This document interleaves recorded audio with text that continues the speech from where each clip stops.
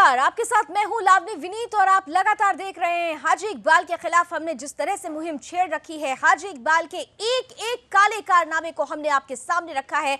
आज हम एक बार फिर से आपको ये बताने की कोशिश करेंगे कि किस तरीके से इस काले कारोबारी ने अपनी काली कमाई को सफेद करने के लिए रियल एस्टेट सेक्टर का सहारा लिया और उस सहारे में आपको बेसहारा कर दिया। दरअसल हाजी इकबाल बाला के खिलाफ हमारी पड़ताल लगातार जारी है और इसी के तहत सुदर्शन न्यूज लगातार खुलासे दर खुलासे कर रहा है। आज भी हम एक नए खुलासे के साथ आपके सामने हैं। वो है काली कमाई का शहंशाह हाजी इकबाल कैसे अरसे से एनसीआर में अपनी घुसपैठ बना रहा था और ये घुसपैठ अब कहां तक बन चुकी है।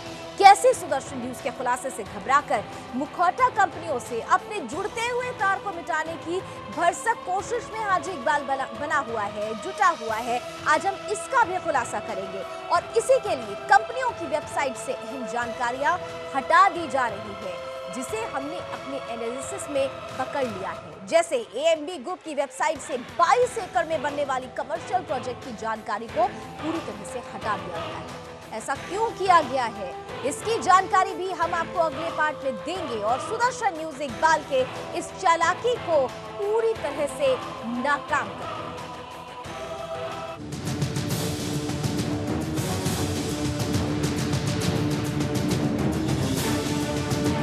एएमबी ग्रुप इस सपनों की दुनिया में आपके घर दुकान का सपना कहीं न कहीं जरूर नजर आएगा और आपने इसमें निवेश भी कर दिया होगा और नहीं किया तो निवेश की हसरत तो जरूर ही पाली होगी। लेकिन जनाब अब जाग जाइए, एएमबी ग्रुप इस जमीनी हकीकत को देखिए जहां 2 सालों से शायद ही तस्वीर बदली है। हालांकि इसकी शुरुआत 2014 में हुई जिसे 2017 में पूरा हो जाना चाहिए। लेकिन आपको लगता होगा कि ऐसे तो कई प्रोजेक्ट हैं जो समय से पूरा नहीं होते, तो आपको इसके अंदर खाने की कहानी भी सुदर्शन न्यूज बतलाएगा। एएमबी ग्रुप के डायरेक्टर कहने को मनोज सेठी और सौरभ मुकुंद हैं, लेकिन खरीदार को check VS real project private limited के नाम से देना होता है। असल में इस कंपनी पर भी हाजी इकबाल की ही कंपनी का नियंत्रण है। यही नहीं, AMB build prop private limited को 2014 में करीब 36 करोड़ का सिक्योर्ड लोन यानी जिस पर कोई ब्याज नहीं देना होगा और लंबी अवधि का कर्ज देने वाली 18 कंपनियों में से 16 कंपनियां सीधे हाजी इकबाल के परिवार की कंपनियां हैं और VS real project private limited पर उसका नियंत्रण है। जबकि मुखौटा मनोज सेठी को एएमबी बिल्ड प्रॉप प्राइवेट में सौरभ मुकुंद के साथ डायरेक्टर बनाया गया है। यहाँ एएमबी ग्रुप के बिजनेस पार्टनर की भी जानकारी देना बेहद जरूरी होता है। एक बिजनेस पार्टनर अर्थ इंफ्रास्ट्रक्चर प्राइवेट लिमिटेड है जिसके मैनेजिंग डायरेक्टर अवधेश कुमार गोयल को दिल्ली पुलिस के इकोनॉमिक ऑफेंस विंग ने फरवरी 2017 को तब गिरफ्तार किया जब अवधेश देश छोड़कर भागने के फिराक में था। अवधेश के खिलाफ ग्रेटर नोएडा अर्थ स्टूडियो प्रोजेक्ट में निवेशकों को धोखा देने और उनके पूंजी को धोखे से लूटने और जिस प्लॉट पर इसका मालिकाना हक था ही नहीं उस पर निवेशकों से फर्जी दावे कर झांसा देकर लोगों से निवेश कराया। इस खेल में इसने सहयोगी अंसल ग्रुप को भी चूना लगाया। एएमबी ग्रुप अर्थ इंफ्रा के साथ मिलकर गुड़गांव में अर्थ स्काई गेट नाम का कॉमर्शियल प्रोजेक्ट लॉन्च कर चुका है। एएमबी ग्रुप का दूसरा बिजनेस पार्टनर है स्पेस टावर प्राइवेट लिमिटेड। इसके डायरेक्टर विपिन शर्मा दीपक RJS चावला के खिलाफ पुलिस ने आत्महत्या के लिए मजबूर करने के मामले में FIR दर्ज की है। दरअसल रोहतक का रहने वाला एक छोटा बिल्डर अशोक कुमार शेखावत ने स्पेस ग्रुप के एक प्रोजेक्ट में कर्ज लेकर ठेके पर निर्माण का काम किया, लेकिन स्पेस ने शेखावत के लिए हुए काम के 9 करोड़ रुपए नहीं दिए और उल्टा उसे धमकाने और टॉर्चर करने लगे। इसी तरह दूसरे बिल्डर ने भी शेखावत के 6 करोड़ रुपए नहीं दिए, जिससे परेशान होकर शेखावत अपने 8वें फ्लोर के छत से कूदकर जान दे दिया। ये सब यहाँ बताना जरूरी है कि जब लोग ठगे जा रहे हैं और खुदकुशी के लिए मजबूर हो रहे हैं तो क्या आप अपने आप को और आपके खून पसीने की कमाई पूंजी को सुरक्षित कैसे मान सकते हैं? एक खास जानकारी आपको यहाँ देना बेहद जरूरी है कि सुप्रीम कोर्ट के अगस्त 2016 के आदेश के बाद सीबीआई ने हाजी इकबाल बाला के खिलाफ अपनी जांच शुरू कर दी है। वहीं अवैध खनन मामले में हाई कोर्ट के आदेश पर सीबीआई सहारनपुर में हाजी इकबाल के किले तक पहुंच गई है और बीते 7 दिनों से डेरा डाले हुए है। यानी सीबीआई कभी भी हाजी इकबाल को गिरफ्तार कर सकती है और उसके और उसकी काली कमाई में साझेदारों के अकाउंट को सीज कर सकती है, तब आपके सपनों का क्या होगा? याद कीजिए, 2G मामले में गिरफ्तार यूनिटेक का डायरेक्टर से यूनिटेक और उसके निवेशक डूबने के कगार पर है और निवेशकों के धरने प्रदर्शन की खबरें आप आए दिन सुनते होंगे।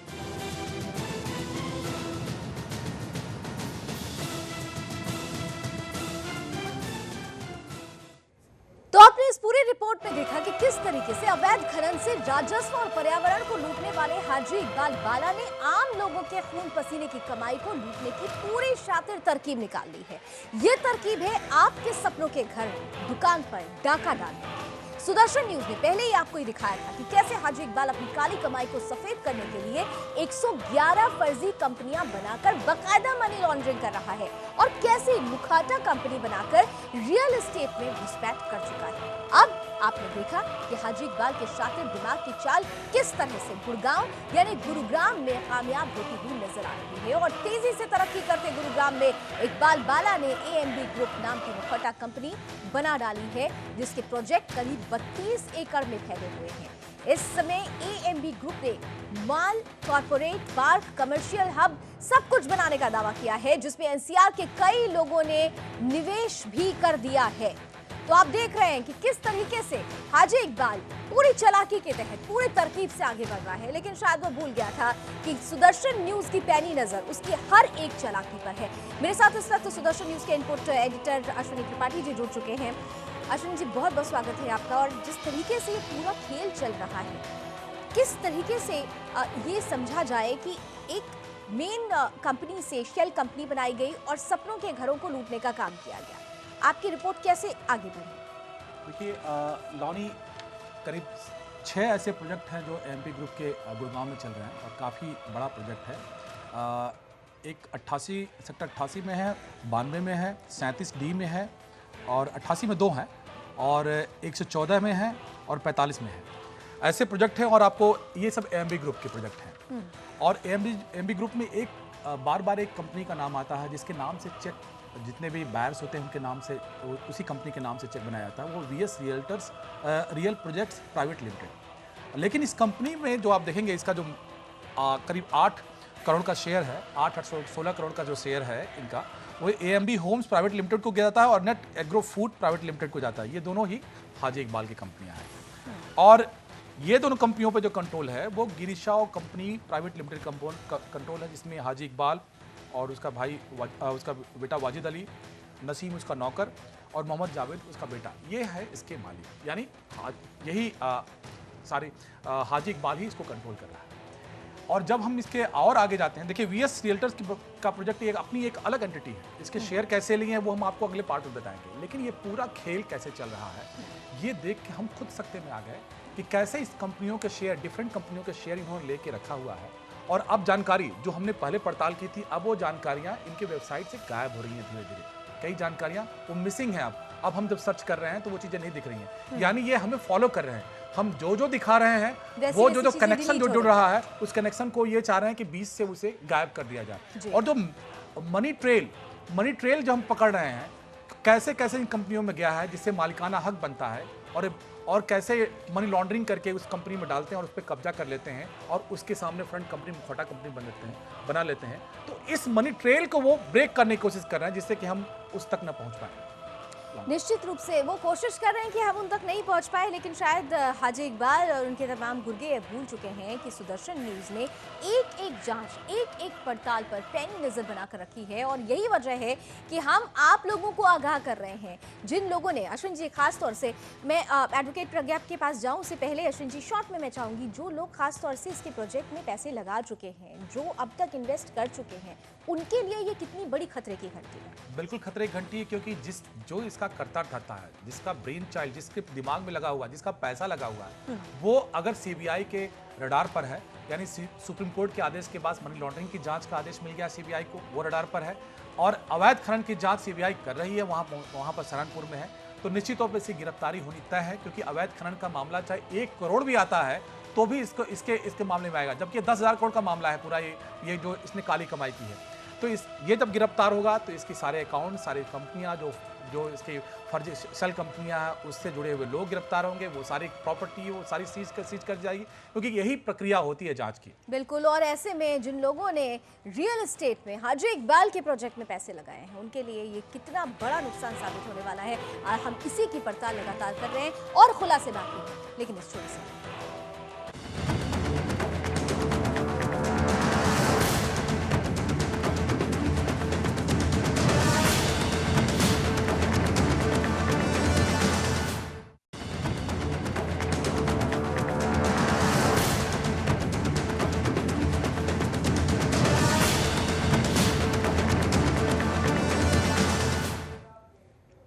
तो सीधे तौर पर हाजी इकबाल के सिंडिकेट ने आपके जीवन भर की कमाई को लूटने का फुल प्रूफ प्लान बना रखा है। नोएडा, ग्रेटर नोएडा में जहां पर आपने अपने सपनों का घर संजो कर रखा होगा, सोचा होगा, उसी घर के जरिए काली कमाई करने का रास्ता हाजी इकबाल पूरी तरह से तैयार कर चुका है और सीधे तौर पर आपकी जीवन भर की पूंजी को सेंध लगाई जा रही है। हम एक एक करके हाजी इकबाल के इस काले गोरख धंधे का पर्दाफाश कर रहे हैं। हम आपको बता रहे हैं कि एनसीआर और नोएडा, ग्रेटर नोएडा में किस तरीके से रियल एस्टेट सेक्टर में घुसकर हाजी इकबाल अपनी काली कमाई को, ब्लैक मनी को व्हाइट करने की कोशिश कर रहा है और नुकसान आपको पहुंचा रहा है। मेरे साथ इस वक्त सुप्रीम कोर्ट एडवोकेट प्रज्ञा जुड़ चुकी हैं। प्रज्ञा जी, आपका बहुत बहुत स्वागत है। सीधे तौर पर एक सवाल जो जहन में पहले उठता है कि इस तरीके से एक शख्स जो इलीगल माइनिंग कराता हो, जो हर इलीगल कारनामों में जिसका नाम आता हो, वो किस तरीके से पब्लिक को ट्रैप कर लेता है इस पूरे प्रोजेक्ट में? कैसे लोगों को पता नहीं चल पाता इस पूरे प्रोजेक्ट की ट्रांसपेरेंसी के बारे में? सक्सेसफुली कैसे ये लोग हैंडल कर लेते हैं ये सब? प्रज्ञा जी बताइए। जी प्रज्ञा, कैसे, किस तरह से जो एक ऐसा शख्स जो लगातार अवैध कारनामों को अंजाम दे रहा हो, इलीगल माइनिंग करता हो, ब्लैक मनी कलेक्ट कर रहा हो, इन तमाम चीज़ों के बावजूद ये कैसे लोगों को अपने पूरे जाल में ट्रैप कर लेता है? सक्सेसफुली एक हैंडल होता रहता है, पूरा ये नेक्सस चलता रहता है और लोगों को ट्रांसपेरेंसी का पता तक नहीं चल पाता है। जी बिल्कुल, इसमें जो मेन चीज़ है कि जिस कंपनी से ये लोग जिस कंपनी के थ्रू काम करते हैं वो कंपनी सिर्फ एक रियल एस्टेट या इंफ्रास्ट्रक्चर कंपनी होती है।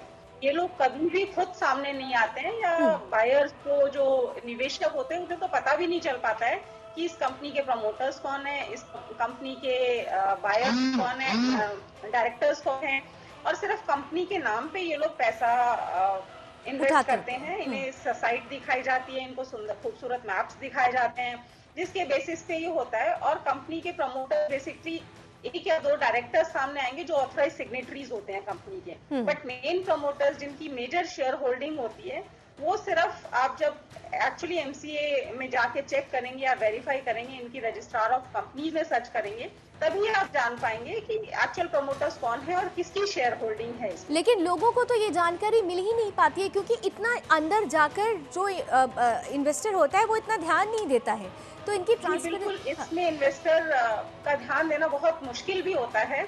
आज की डेट में हालांकि जब रियल एस्टेट रेगुलेशन एक्ट 2017 आ चुका है तो थोड़ी चीजें आसान हो जाएंगी, क्योंकि रियल एस्टेट रेगुलेशन एक्ट के बाद ये होगा कि हर स्टेट में रेरा का एक रेगुलेटर होगा, जिसमें कि जो 500 मीटर से बड़े जो भी प्रोजेक्ट हैं उस बिल्डर को वहां पे रजिस्टर कराना ही होगा, और अगर वो रेरा में रजिस्टर्ड नहीं है तो फिर ऑटोमेटिकली मतलब रेड सिग्नल चलना चाहिए लोगों का, इन्वेस्टर्स का, कि ये रेरा में रजिस्टर्ड क्यों नहीं है, और अगर रजिस्टर्ड नहीं है तो मींस प्रोजेक्ट के साथ कोई ना कोई प्रॉब्लम है, कोई ना कोई पैसे के साथ गड़बड़ की जा रही है, कुछ गड़बड़ किया जा रहा है। अब प्रज्ञा, आपने क्योंकि रेरा की बात करी थी है, मैं अश्वनी जी के पास जाऊं उससे पहले एक बहुत इंपॉर्टेंट पॉइंट आपसे जानना चाहूंगी, क्योंकि अब जो रेगुलेटरी जो बॉडी बनेगी, जो भी नॉर्म्स बनेंगे, वो नया कानून कहा जाएगा, लेकिन जो लोग ऑलरेडी पैसे इन्वेस्ट कर चुके हैं, जो ऑलरेडी इस ट्रैप में फंस चुके हैं, क्या उनके लिए अभी कोई नॉर्म है रेरा के अंतर्गत आने के बाद? क्या वो अपने पैसों को वहाँ से निकाल सकते हैं?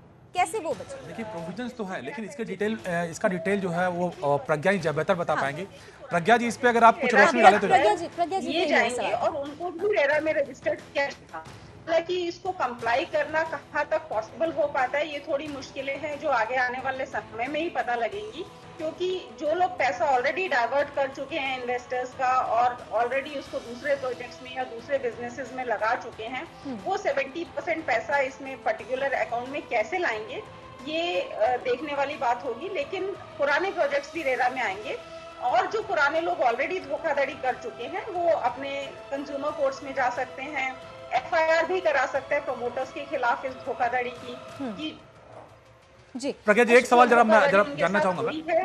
उसमें फ्रॉड की और चीटिंग के बेसिस पे वो प्रॉपर FIR और क्रिमिनल केस हो सकते हैं। जी अश्विनी, आपसे कोई सवाल करना प्रज्ञा जी, चाह एक सवाल आपसे ये था कि अगर हाजी इकबाल, जैसा कि हमने बताया, जो हमें सारे मनी ट्रेल मिले हैं, उसका मालिक है, अगर वो CBI से गिरफ्तार करती है तो उसका असर क्या पड़ेगा? जो ये सारी कंपनियां, मुखौटा कंपनियां बना रखा है, उसने इन्वेस्टमेंट करा रखा है लोगों का, तो उस पर क्या, उससे बायर पे क्या असर पड़ेगा, उनके उस प्रोजेक्ट पे क्या असर पड़ेगा? ऐसा है कि कंपनीज की एंटिटी इंडिविजुअल की एंटिटी से हमेशा अलग होती है। कंपनी, एक इंडिविजुअल के गिरफ्तार हो जाने से या अकाउंट सील हो जाने से कंपनी के अकाउंट्स पे इतना फर्क नहीं होगा। बायर्स के पैसे तो पहले दिए जाएंगे, वो प्रोपोर्शनेटली कोर्ट्स डिसाइड करेंगी, कोर्ट्स देखेंगी कि जो प्रोपोर्शनेटली उनके अकाउंट सील हो रहे हैं, सीज हो रहे हैं, उनको बायर्स जो हैं उन अकाउंट्स प्रोपोर्शनेटली उनका पैसा लौटाया जाए, ये कोर्ट्स को देखना पड़ेगा। लेकिन यूनिटेक में हमने देखा, यूनिटेक में थोड़ा इसका गंभीर असर पड़ा है, प्रोजेक्ट सारे रुक गए हैं और अभी उनके जो बायर्स हैं वो प्रोटेस्ट कर रहे हैं। यूनिटेक के जो 40 टावर्स को इलीगल डिक्लेयर किया गया था, उसके बाद अभी इन्वेस्टर्स का अलग केस चल रहा है सुप्रीम कोर्ट में और सुप्रीम कोर्ट इन्वेस्टर्स का पैसा तो दिलवाएगी। इस तरह से पूरा पैसा कोई कंपनी गवर्न करके नहीं सुप्रीम खा कोर्ट पैसे सकती है। दिलवाएगी। अश्विनी, यहाँ पे एक बहुत इंपॉर्टेंट पॉइंट ये है, जब हम इंडिविजुअल एंटिटी की बात करते हैं, लेकिन उस इंडिविजुअल तक पहुंचने के लिए जो रास्ते हैं वो बहुत मुश्किल भरे हैं। जैसे आपने अभी जो रिपोर्ट एनालाइज की, हम हाजी इकबाल तक अगर हमने पड़ताल नहीं की होती तो शायद हम पहुंच ही नहीं पाते। बिल्कुल नहीं।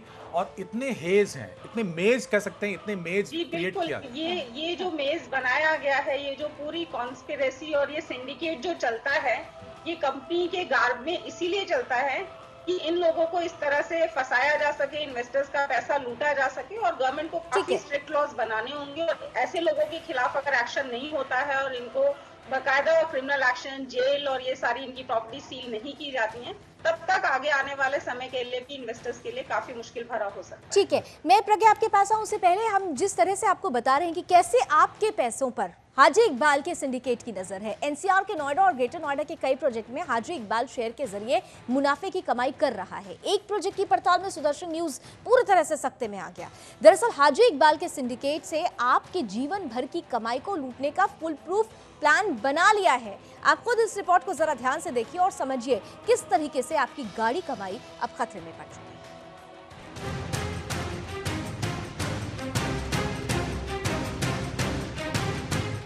ये कोड 60 प्रोजेक्ट है।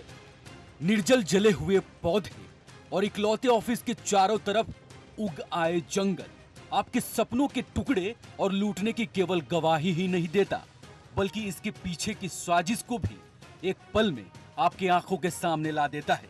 11 साल बाद भी इसकी ऐसी शक्लो सूरत हालात निवेशकों को खून के आंसू रुलाने के लिए काफी है। ग्रेटर नोएडा वेस्ट के नॉलेज पार्क 5 के 21 एकड़ में बनने वाले इस प्रोजेक्ट को जमीन 2006 में ही अलॉट कर दिया गया था।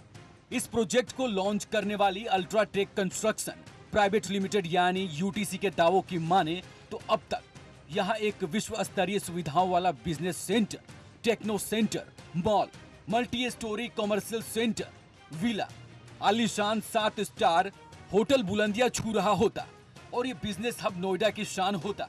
दावे यही नहीं रुकते। इसके मुताबिक सऊदी अरब के रॉयल घराने की कंपनी एडेक्स UTC कोड 60 के पार्टनर हैं। जी हाँ, वो एडेक्स जिसका रुतबा पूरी दुनिया में है, जिसके दुनिया के नामी निर्माण कंपनियों के साथ अनुबंध कर रखा है। लेकिन जब सुदर्शन न्यूज ने पड़ताल की तो राज बाहर आने लगा।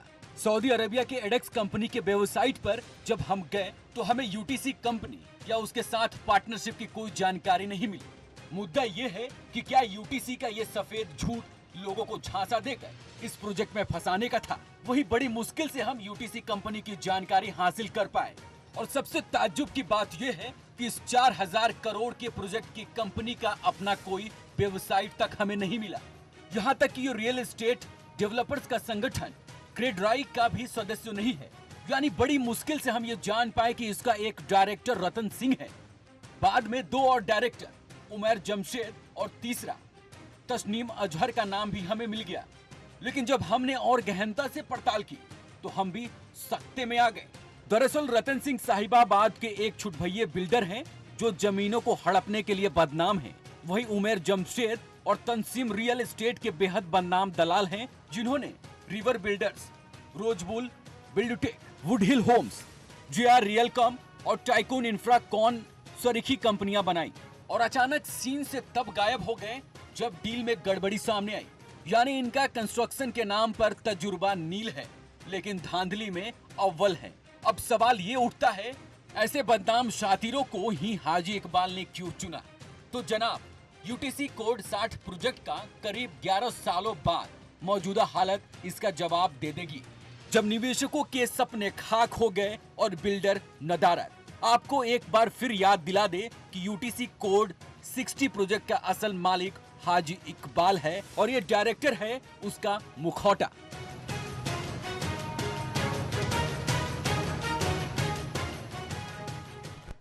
तो ये रिपोर्ट ये तस्दीक कर रही है कि किस तरीके से आप फंस चुके हैं, लेकिन हाजी इकबाल भी फंसने वाला है। Ashwini ji, what next? क्योंकि सीधे तौर पर हम खुलासे कर रहे हैं। बिल्कुल, सेठी ग्रुप इसके बाद होगा और VS real projects private limited होगा। ये दोनों के राज हम पर्दाफाश करेंगे आपको कि कैसे ये कंपनियां काम कर रही हैं और ये दोनों कंपनियां एनसीआर में कितने प्रोजेक्ट ला चुकी हैं और कितनों को उन्होंने हैंडओवर भी किया है। लेकिन इसके पीछे जो काली कमाई, जो सफ़ेद होने का मशीन चल रहा है, उसका हम राज का पर्दाफाश करेंगे। कितने इनके प्रोजेक्ट आने वाले हैं जिसमें हाजी इकबाल का पैसा लगा हुआ, ये भी इस राज का भी पर्दाफाश करेंगे आपके सामने। बिल्कुल, चलते चलते प्रज्ञा, लास्ट कमेंट आपसे चाहूंगी। सचेत रहने की जरूरत है, क्या करना चाहिए इन्वेस्टर्स को? अब बिल्कुल सचेत रहने की बहुत ज़रूरत है इन्वेस्टर्स के लिए। सबसे पहला तो यही है कि क्योंकि अब ऑलरेडी रेरा 2017 फर्स्ट में से लागू हो चुका है, तो ये देखें कि उनका प्रोजेक्ट रेरा में रजिस्टर्ड है कि नहीं है। सेकेंडली, वो हर जो फ्लैट बायर एग्रीमेंट होता है उसमें कंस्ट्रक्शन लिंक प्लान होता है जिसमें मेंशन होता है कि कब कितनी कंस्ट्रक्शन होगी। तो उन्हें ये नजर रखने की जरूरत है कि एज पर उनके फ्लैट बायर एग्रीमेंट कंस्ट्रक्शन हो रही है या नहीं हो रही है। सेकेंडली, उसमें एक पेनल्टी क्लॉज जरूर होता है इनके फ्लैट बायर एग्रीमेंट में कि अगर उनकी टाइमली कंस्ट्रक्शन नहीं हो रही है तो उन्हें बिल्डर को रिक्वेस्ट भेजनी चाहिए कि हमारी टाइमली कंस्ट्रक्शन नहीं है और फ्लैट बायर एग्रीमेंट के तहत उन्हें ये पेनल्टी पे की जाए और उनको इस तरह से नुकसान में बिल्कुल, ना रखा यानी जाए। कहीं ना कहीं से सीधे तौर पर अब इन्वेस्टर्स को सचेत रहने की जरूरत है। हाजी इकबाल के सिंडिकेट में जो लोग फंस चुके हैं उनके लिए भी अभी रास्ते बाकी हैं और यही वजह है कि सुदर्शन न्यूज हर रोज अपनी मुहिम के जरिए आपको वो रास्ता दिखाने की कोशिश कर रहा है जिससे आप हाजी इकबाल के कार्य कारनामों से तो रूबरू होइए, साथ ही साथ अपने आप को भी किस तरह से इस जंजाल से बाहर निकालें। हम इस कड़ी को आगे भी जारी रखेंगे। खुलासे अभी और हैं, बहुत सारी चीजें हैं जो अभी बेपर्दा करनी बाकी है हाजी इकबाल से जुड़ी हुई। बहुत बहुत शुक्रिया अश्विनी जी और प्रज्ञा जी हमारे साथ जुड़ने के लिए। फिलहाल अभी बस इतना ही। देश और दुनिया की तमाम खबरों के लिए आप जुड़े रहिए सुदर्शन न्यूज के साथ। जय।